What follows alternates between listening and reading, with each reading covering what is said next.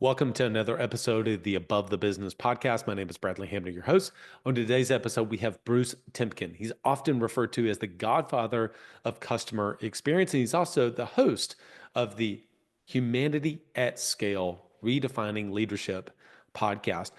In this episode, we talk about a lot around culture. We talk about how do you navigate complexity and uncertainty at scale, and what are the ways that we can use reflection and the cycles of reflection to be able to help us to, number one, get clear ourselves, and then number two, be able to communicate that in a very simple message to our teams. We talk about that and much more in this episode.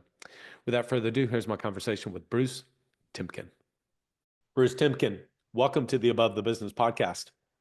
Thanks for having me. Excited to have you. We love to start with background and origin story. I think it's fascinating to kind of hear people's journeys about how they got to where they are. Why don't you take us back to wherever you feel is appropriate and bring us up to speed about who you are?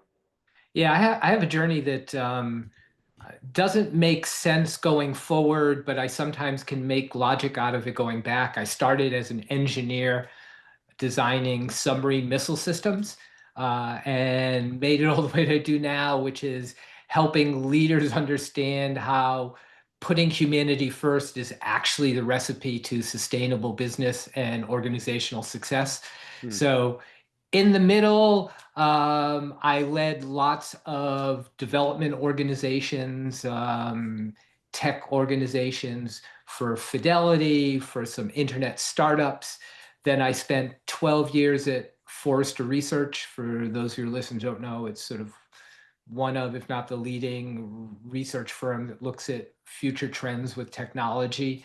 In that, I created the practice around customer experience. I went on my own, I got acquired, and then worked for several years at Qualtrics, where I led Thought Leadership Institute inside of that big tech company, focused on experience management. So what were the leading practices, what were the results, and what were the opportunities in the world of customer and employee experience. And that gets me to today, where I am driving a movement around humanity at scale. Tell me what does humanity at scale, and I know you've got the kind of the sub bullet point of that, redefining leadership. But what does humanity at scale actually look like? Scale gets thrown around quite a bit, and people have a little bit different, it's almost open to interpretation in some respects. But how would you define that? So to me, when I talk about humanity at scale, there are humanness of interactions, right? You can talk about humanity in terms of how we treat each other, right? And that's certainly an important part of humanity. You can talk about humanity in terms of what the world looks like and what sort of countries look like, the big humanity. But the place that I wanted to have an impact is on how do you bring that humanity to an organization in a way that it scales across teams, right? Small teams to larger teams, larger organizations. So it's really a focus on what is it that leaders can do to infuse humanity in their organizations in a way that scales. Scale has always been important to me. It gets back to my engineering roots, Mm. right?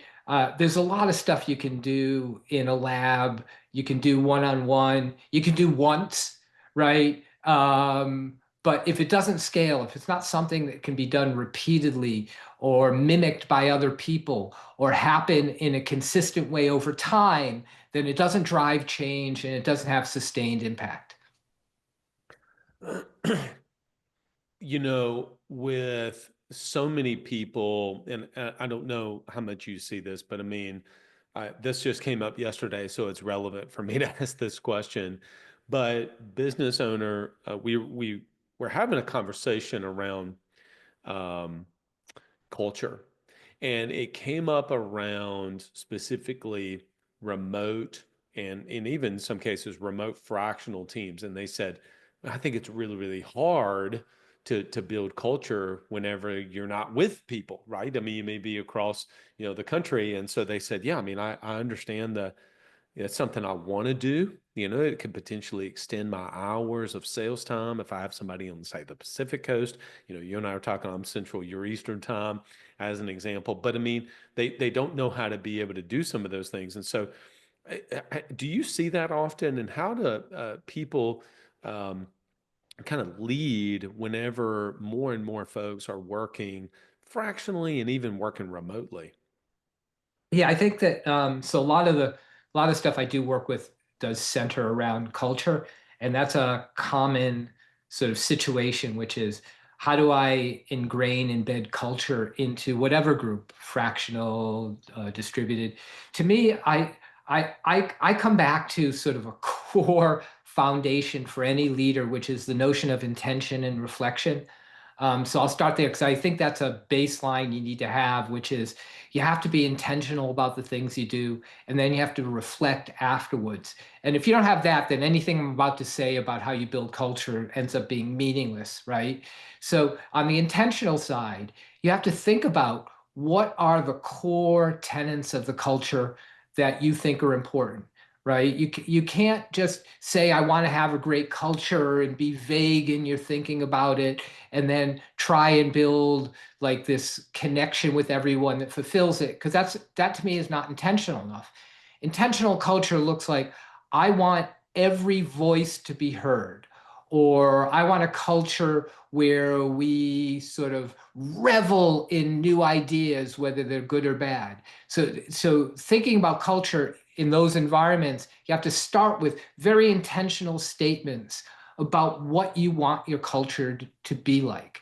Mm. And then the reflection, you have to think about your behaviors. I recently wrote an article on how culture is shaped by moments, right? Small moments that leaders have that signal what is appropriate for the culture or not appropriate. So, for instance, if we want to have a culture where we say every idea is a great idea and we love the contribution of ideas, well, if in a single moment you give a facial response that looks like you're souring on someone giving an idea in Zoom, you've killed that cultural sort of direction. So you have to really sort of be intentional, and then you have to reflect on in what ways are your behaviors either amplifying or negating the cultural attributes that you want to see. And so I think it really takes that combination, and this is true across almost anything we'll probably talk about, but I wanted to land it in certainly in culture, the notion of being intentional with clarity and reflecting on how your actions, even small ones like facial expressions in the middle of a meeting, have an impact on the people around you. Mm. Let's expand that out. You are often referred to as the godfather of the customer experience. How do you feel like that then culture ends up shaping the customer experience?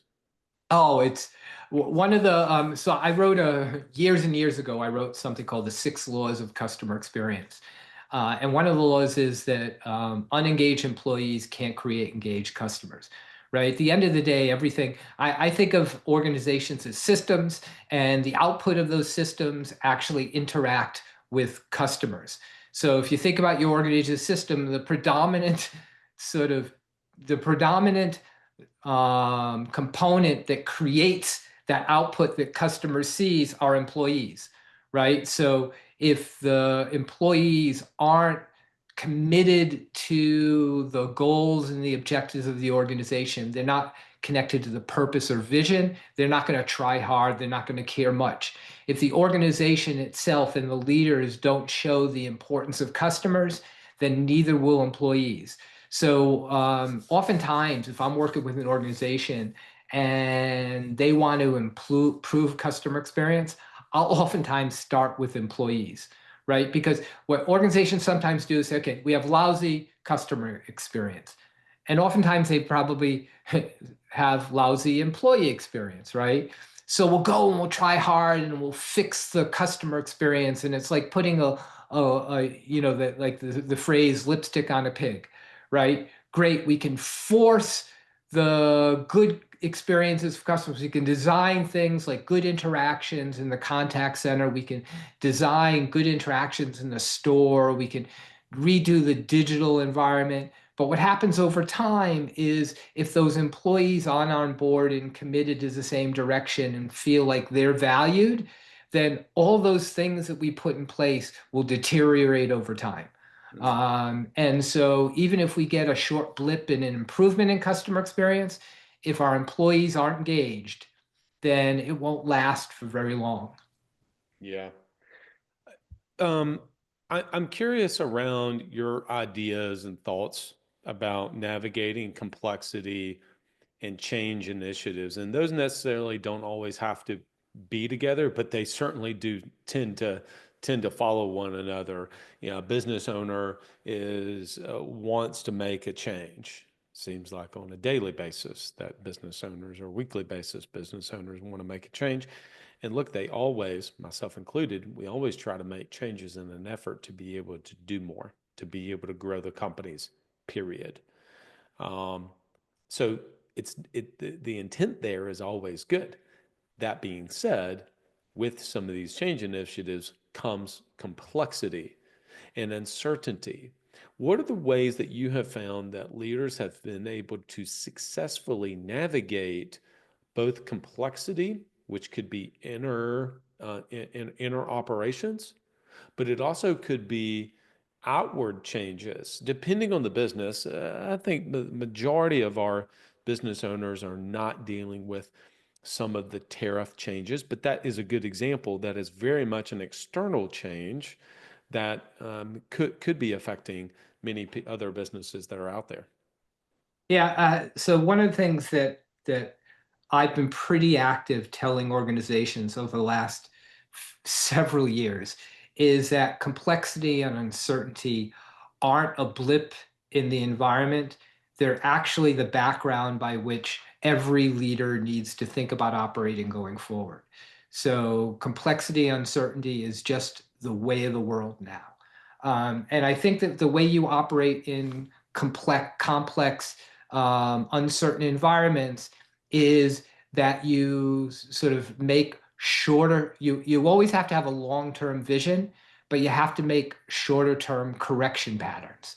So one of the things that you want to do is not just make a decision and run with it, right? If you're changing something, but you need to make a decision and listen to the signals of the customers, of the market, of your employees as you're going along, which means that we goes back to what we were talking about before. You need to engage your employees more than ever in uncertain and complex times because you need them to being part of the system that tells you what's going on in the world, what's working, what's not working, what's changed. And they also have to be on board because they have to be the people that are willing to pivot, right? And change isn't easy for people. So we have to create an environment where our employees feel like they're involved and understand the why. Why are we making changes? Mm. Why are we preparing? What is the uncertainty out there that we can understand and deal with? That way they become part of the change sort of enablement, the change capacity. Because and change capacity is a good word because if you think about, I look at everything from the point of view of human beings in a system. So I'm very system oriented.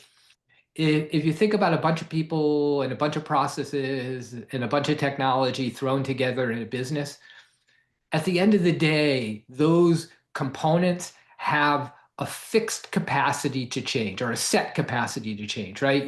You can change really fast. You can make decisions all the time as a leader, but those systems and those people can only change to a certain degree, right? Because human beings don't change, your systems have to be redesigned, right? So to some degree, to a lot of degree, I would say, in uncertain and complex times, we need to increase the capacity of that system to be able to change faster. And a large portion of that is conditioning the employees to be part in an environment. We also have to build our systems and our technology and our processes so that they change faster, right? If we're in a world where we have to make decisions and change what we do every 6 months, you can't compete if your processes take 9 months to change, right? If your technology takes 8 months to change, right? So if the cycle of decisions, of critical decisions and critical pivots and critical changes are shorter than your ability to change the system, then you're in trouble. So you have to figure out, how do we change what we do to be able to more quickly respond to this uncertain, complex environment. And I'll add one more thing, because I just talk a lot.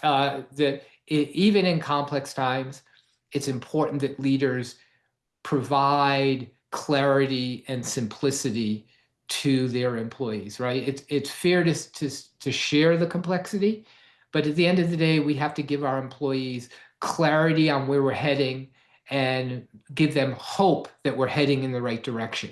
And that oftentimes takes simplification from the leaders and sort of a sense of vision and purpose going forward. All right, so that brings up a follow-up question that I'll ask it after I ask this first one. I think that was actually really great. One of the thing I wrote down is the world is complex, but how do we avoid not making it more complex? In other words, the business environment. I've got a lot of businesses right now that they feel like, who moved my cheese? The thing that we did earlier 5 years ago that worked, 3 years ago that worked to grow the company doesn't seem to be working anymore. Now, sidebar for a second. I actually feel like that they get away from the things that do work. That's Hmm. neither here nor there.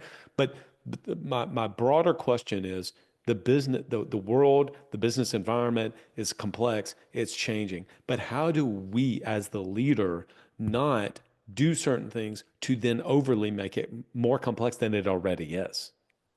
So I think that is a fair challenge, right? And I think that it requires leaders to, and I go back to intention and reflection, right? To be not just always responding in the moment. Because I find that leaders tend to over respond to the signals and the changes going on, right? Which is, oh, this is happening. We're gonna try this. We got to fling this around, fling this around. And if you're making a lot of small changes without a lot of thought, then that can make the world a lot more complex, right? As opposed to having clarity about where we're heading and saying, we're seeing these things, let's talk about it with our teams, let's understand it, and let's come to some vision of where we're heading. Because I do see that people oftentimes over index on, and this is sort of a recency bias that people have, a saliency bias, right? Something happened with one customer, right? And we overreact to that, or Yeah. we lost this deal over here, we overreacted. It may be an important signal, but it's one of many signals we need to have. And I think it comes back to also what you talked about, what you were hinting at, which is people lose their way, right? At the Yeah. end of the day, organizations should compete on a set of competences that they have. So part of what you need to do every once in a while is say, okay, the world has changed. What is it that we were strong at? What are we still strong at? What can we continue to bring to the market? And how do we actually do it in a way that demonstrates to the market that we continue to be really good at these things? Yeah. So my follow-up question to what you mentioned is you said we must be clear, and I agree with this. We must be clear with our teams. We must provide clarity and simplicity. That is making a very large assumption that we are clear ourselves first. And right before this, I was sharing with you, I was a couple minutes running behind because I was on a call with a business owner that was dealing with a tremendous amount of complexity. The way that he verbalized that, I mean, this is real time. I mean, I haven't even debriefed that call, obviously, but very much real time. I'm putting out fires. I'm putting out fires. I've got these fires that I need to burn, but yeah, hear that, but it's raging, and so I feel like a really really good firefighter right now. And so he wants to provide clarity and simplicity, but he's not clear himself. He's not clear himself.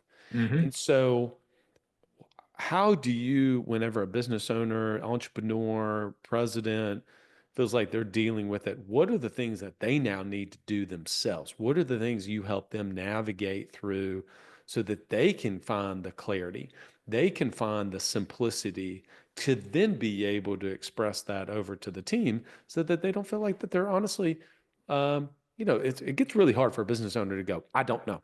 I don't know, right? We tend not to do that. What are your thoughts?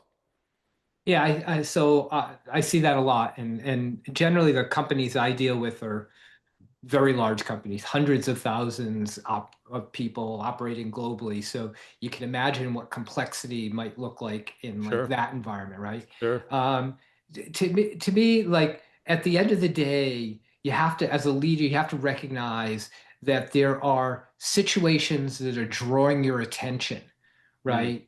And you have to make a decision proactively about where you're going to use your attention. You cannot allow the world to decide where you're going to put your attention because there will always be things pulling you apart. And I remember at business school, one of the first, I think it was the first time the dean, it was Lester Thurow, an economist, a Nobel laureate economist, who was our dean.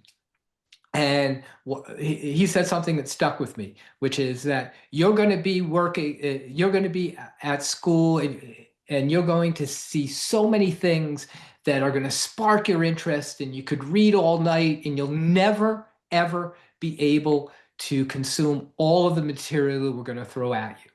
So, my one word of advice is learn selective neglect, mm, which is the idea that you make decisions about what you're not going to do and what you're not going to focus on so that you can make sure that you're spending the time on the things that you really want to focus on, because otherwise the world will make those decisions. You'll run out of time, right? So when it comes to leaders like that, you have to first of all realize that as a leader, it's probably more important for you to establish clarity and direction for the organization than it is for you to put out every single fire.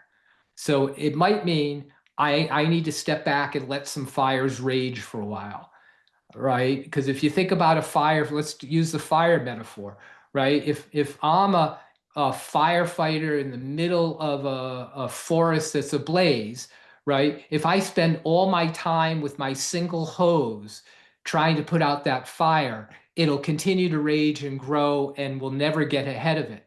Whereas if I step back and think, what's my strategy to bring in more firefighters from different regions and get them on board and spend my time organizing them and maybe calling up the National Guard and getting some people to come overhead with dropping water. If I don't take the time to step back, and this goes back to my initial discussion about intention and reflection, right? If I don't step back and think about how am I going to make the organization succeed in this environment, then I'm just going to continue to be fighting those fires and falling farther and farther behind. yeah, I love the visual of a raging forest fire. I mean, obviously tragic, right? But I mean, think about the Palisades, Pacific Palisades fire. To your point, obviously tragic. We're using it as a metaphor to try to explain business.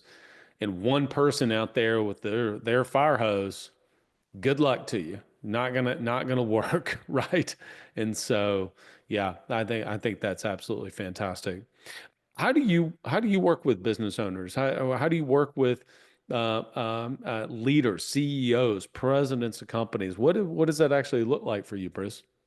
So I'm generally an advisor to senior executives and provide like workshops and I do a lot of workshops anymore, like speeches generally to groups of leaders. And what I try to do, and this has been sort of my whole career, is to get people to shift their thinking by a combination of inspiring. So what I try to do is at this point is inspire them to understand how a better focus on people will help them achieve their goals, and then give them some tools. So a lot of the work is around, I work on sort of four sets of behaviors, right? How do you guide with purpose? How do you embrace your values? How do you cultivate lasting trust? And how do you act with empathy? And so those are the skills that I try to teach. But and the underlying component of that is I try to get them to have rituals of reflection. Hmm. Um, because, like I said, you can teach leaders just about anything, but they're not going to change, and they're not going to have a consistent approach to anything unless they really, really reflect. And this is my advice for reflect is you need to have a daily, weekly, and monthly, and a quarterly reflection cycles. Like, how do you reflect every day? It might be small bits, might be in the morning, might be at the end of the day, take 5 minutes, think about it, but that's that. Then every week, at the end of the week, how do you reflect? How did we do? How did I do on that week? What do I want to do different? Monthly, when you have monthly results, how do I reflect? And then quarterly, like any time that you have the end to a period, how are you looking in the mirror and honestly asking yourself, how did I do? And how do I want to show up going forward? If I was going to, I hear this and I'm like, I get it. Daily, weekly, monthly, quarterly reflection cycles. Love that. I love the comment of the rituals of reflection, by the way, too. But if you had to pick one, I pinned you to the ground. I said, you got to tell me one. What is the one that you feel like if I was going to start somewhere, because we tend to try to overestimate what we can get done. Oh, I'm going to start reflecting every day, every week, every month, every quarter. I'm going to have all these well, then we can add in our own complexity. But where should people start? It's funny because I'm going to give you the answer that probably is counterintuitive. I would start daily, right? And it's counterintuitively because you might say, well, quarterly seems like it's easier, right? But in order to make the ritual of it, you need repetitiveness, and you need to build muscle memory. So it's hard to build muscle memory on rituals that don't happen very regularly, right? It's easy to forget it and easy to let it go. So I would have a daily reflection ritual, you Okay. know, after breakfast, before dinner, late in the morning, whatever. But a daily one, and it doesn't have to be long, but that gives you the best opportunity for ingraining it in your ongoing rhythm of sort of operations. Hmm. Love that. Bruce, what does working above the business mean to you?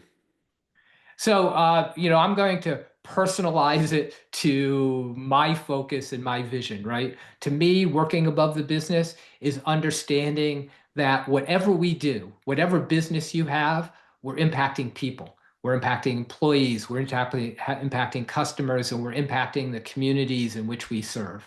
And being above the business is not only worrying about the results of the business, but worrying about what you are doing to change the lives of all those people that you're touching. Hmm. Love that. Bruce, people want to learn more about you, the work that you do. Where would you point them to? Go to humanityatscale.com. That'll give you access to my weekly newsletter, which also in it I highlight my podcast as well. But humanityatscale.com is the best place to go. Love that. Well, I love the some of my takeaways from today. Rituals of reflection and then what you called reflection cycles, daily, weekly, monthly, quarterly. Love the idea of the repetitiveness on daily. That's something that I'm going to consider implementing myself. I have the reflection ritual of Sunday night planning. Mhm. I have the weekly, and I have the quarterly. So I like to reflect on Sunday evenings on the previous week and plan a little bit for the upcoming week. So I feel like I do a decent job of that one. And even quarterly, the two that I don't do is I don't reflect monthly nearly as much. I tend to get in my mindset of quarterly cycles, and I certainly don't reflect daily. So that's something that stands out to me. I loved also the second part, which was um, the selective neglect. I had not heard it ever put that way. I thought that was great. And then the visual, I would say, would be my third one, which was your single fire hose is not enough. And for me, I think about, again, the tragic thing that happened over in the Palisades in California. But yeah, you're out there with one fire hose. That's not going to cut it, no matter how hard you're working to be able to put it out. Bruce, thanks so much for coming on the podcast. Thanks for having me. Well, I really enjoyed that podcast episode with Bruce Temkin. Make sure you go and check him out at humanityatscale.com. Big shout out to our podcast sponsors, DirectClicks. If you want to be able to help finish out 2025 with your marketing and your growth efforts, DirectClicks can help you to do that. Whether it's your Google pay-per-click, your SEO, your social media, they can help you. DirectClicksInc.com. Obviously, when we're talking about humanity at scale, we're talking about teams. Coach P can help you to train and develop your team and help you to train and develop yourself in all one monthly subscription coaching package. Go to coachpconsulting.com, coachpconsulting.com.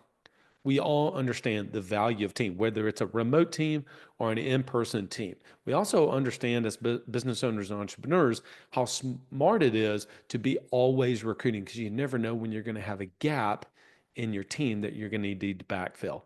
It's easy to understand, hard to execute unless you work with a trusted vendor like Autopilot Recruiting. Autopilotrecruiting.com, autopilotrecruiting.com. How are your financials doing for 2025? As you go into 2026, are you on pace for what you said you wanted to accomplish in 25, or are you behind? Club Capital can help you to get on top of your financials. Go to club.capital. All right, everyone. Hope you enjoyed that episode with Bruce Temkin. Thanks so much for your time and attention and considering sharing this episode with one other person. It would mean a tremendous amount to me. All right, until next episode, lead well and go be great. Hey, if you like videos like this, click below. We'd love to have your support. Like and subscribe so we can begin to grow this channel. We have big plans going into 2026 to do more things specifically for our audience on YouTube. Would love if you would like and subscribe and maybe even share this with one other person.